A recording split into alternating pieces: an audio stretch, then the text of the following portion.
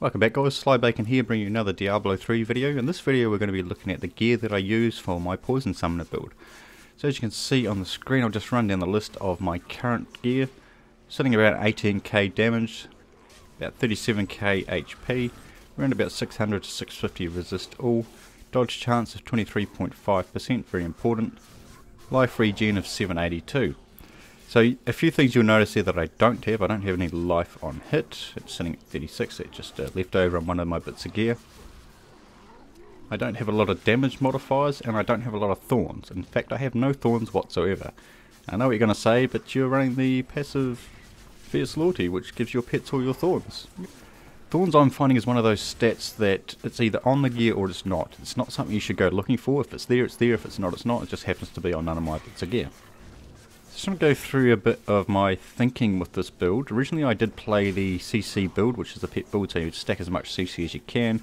Use Big Stinker, use Fire Dogs, what they called, Burning Dogs, whatever they're called. And yeah, just try and proc as much CC as you can. What I found with that build is the damage was real low. It took forever to kill anything. There wasn't much risk in you actually dying, but it wasn't overly fun for me, so I decided, no, don't want to do that. So I thought, well, I need to make my pets as tanky as possible. They don't get anything from Vitality, so we can pretty much ignore Vitality straight away. You need enough for you to survive, not for your pets.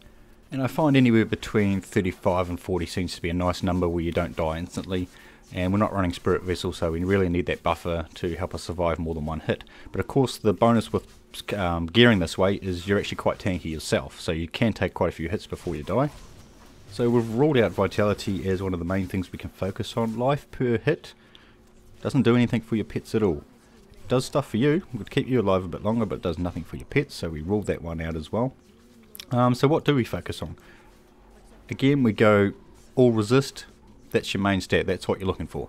Next up you go intellect, again for your damage, for your pet's damage, and also for all resist. As you know, for Witch Doctor's intellect adds to all resist, so that helps boost that one up there as well. Next up you want to look at armor. I'm really hesitant about using a shield, but it just adds so much that you really need to. And the last thing we really want to focus on is life regen. You don't want to sacrifice armor, resistance or intellect to get it, but you want to get as much of it as you possibly can.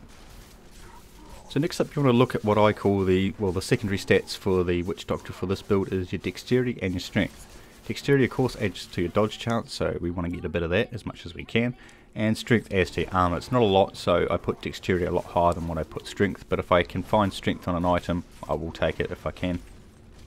Right, so I know what you're saying, all this stuff's all very well and good, Sly, but it's quite expensive to gear that way. Well, actually it's not.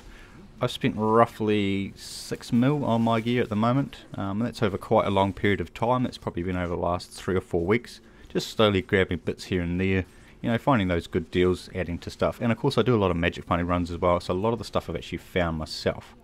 For reference, I think my rings cost me about 200,000 each gold, which is not a lot.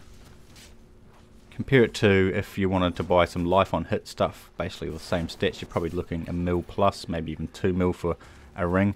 So it's quite actually a cheap build to gear.